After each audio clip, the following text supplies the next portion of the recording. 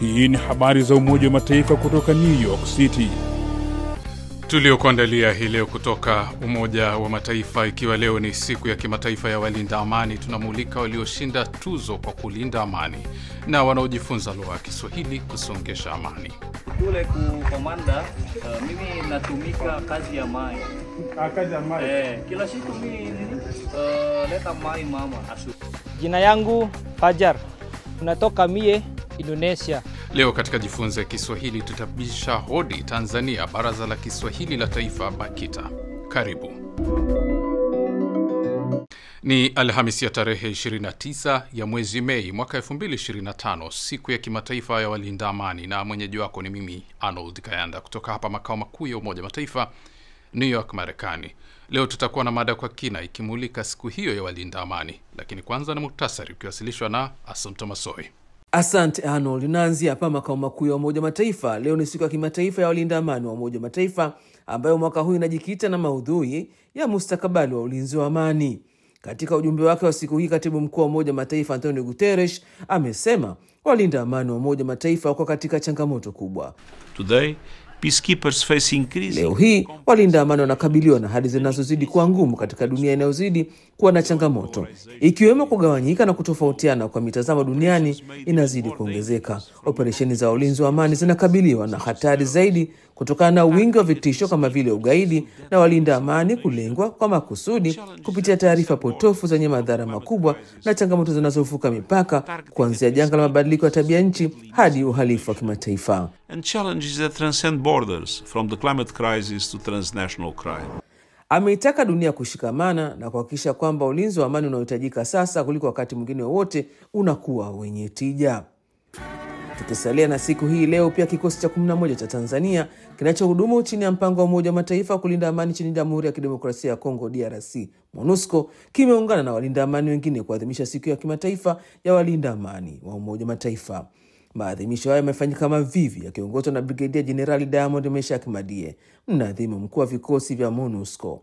Hafla hiyo ilipambwa na gwaride maalum na kuweka shada la maua kuwaenzi mashujaa wote waliopoteza maisha wakilinda amani. Walinda amani hao kutoka Tanzania wamesisitiza dhamira yao ya kuendeleza jukumu hilo muhimu.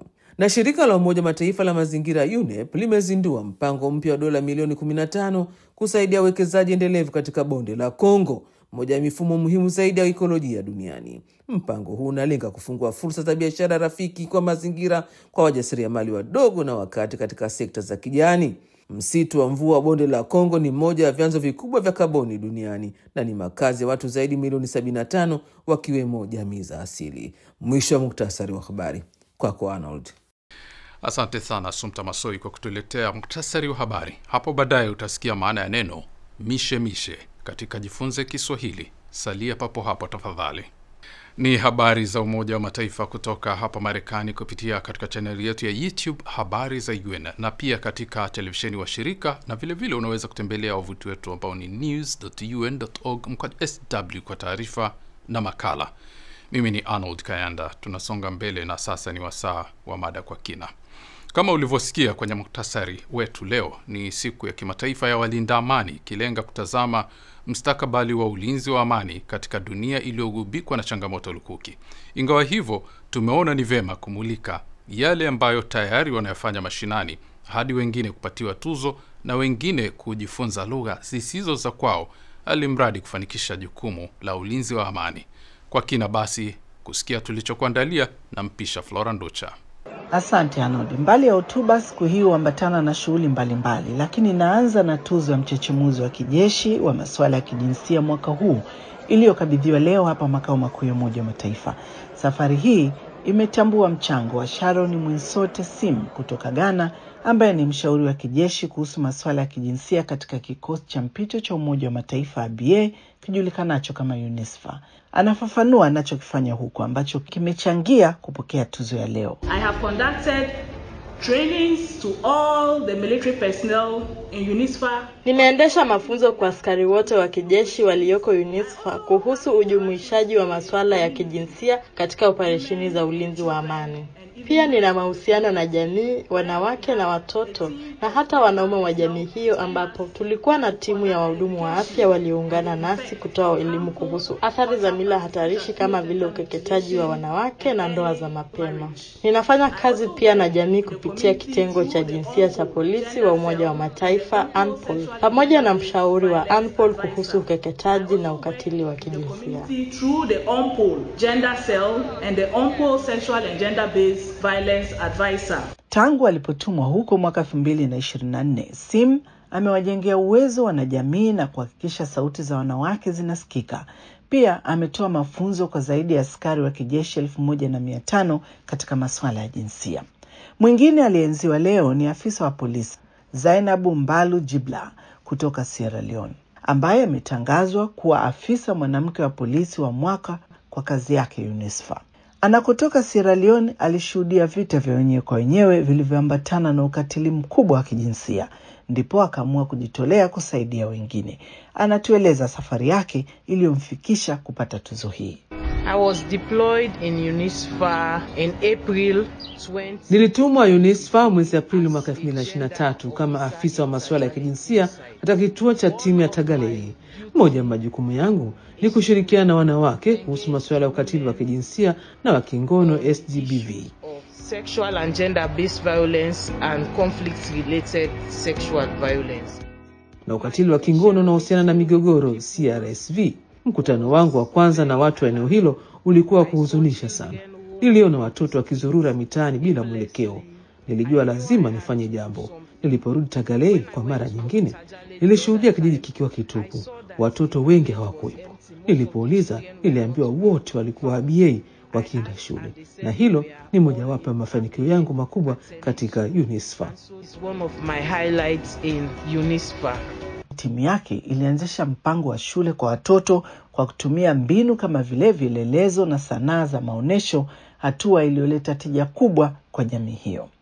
Sasa tuende Jamhuri ya Kidemokrasia ya Kongo DRC, ambako Selina Cherobon anaangazia walinda amani wanaotumia kila mbinu ikiwemo lugha za wenyeji kutangamana na jamii wanazozihudumia. Kwako Selina. Hakika Flora, namulika harakati za kujifunza lugha ya Kiswahili za walinda amani kutoka Indonesia wanaohudumu kwenye ujumbe wa Umoja wa Mataifa wa kulinda amani nchini DRC, MONUSCO. Lengo ni kufanikisha jukumu lao la kulinda raia kwenye eneo la mashariki mwa nchi ambako lugha inayozungumzwa pia ni Kiswahili. Jambo, jina yangu Taufik Nurjaman, nazaliwa Indonesia. Taufika na jukumu la kusambaza maji kwa jamii mashinani ambako lugha anayotumia ni Kiswahili. Kule ku Komanda, mimi natumika kazi ya mai. Kazi ya mai. Kila siku mimi leta mai mama asu. Akisema Mariagi anamaanisha ameoa, na akisema mai ni maji. Mimi tayari Mariaze iko matoto moya. Sasa mtoto wangu miaka mwezi 8. Mimi kutumika ya kukomanda, tumika ya mai. Natumika ya mai kila siku leta mama, baba, asubuhi. MONUSCO tunakuja hapa kuaya kulinda batu wa Kongo, kuchunga ya baraya. Taufika anasema anatumia simu janja aina ya Android kujifunza Kiswahili. Akisema application anamaanisha apu. Mimi najua Swahili na Android iko application.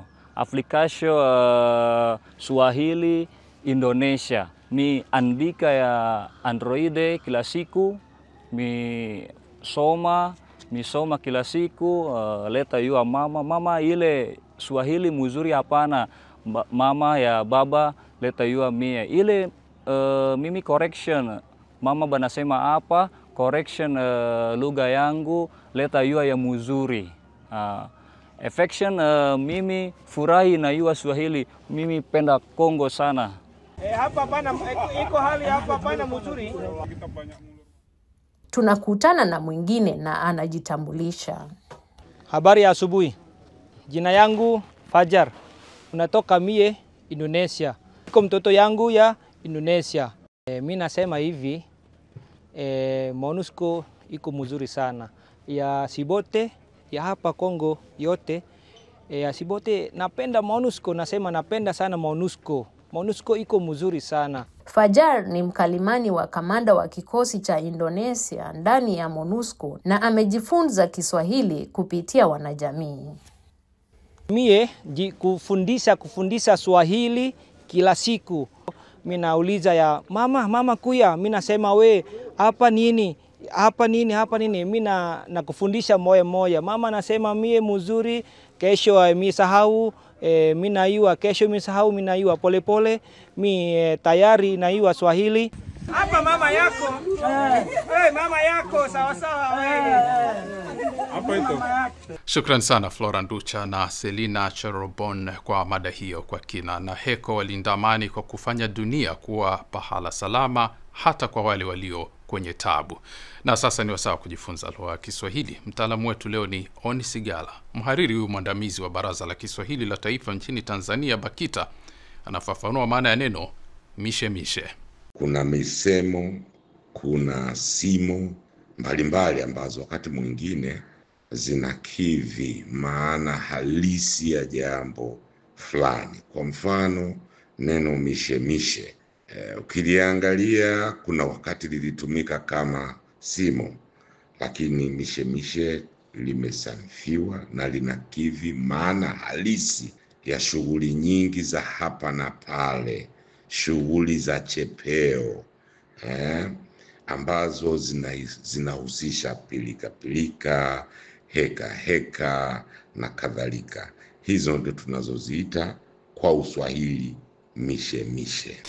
Shukrani sana Oni Sigala kwa elimu hiyo. Basi kufikia hapo nami nakunja jamvi kwa siku ya leo. Tukutane tena wiki ijayo Jumanne kwa jarida lingine la video.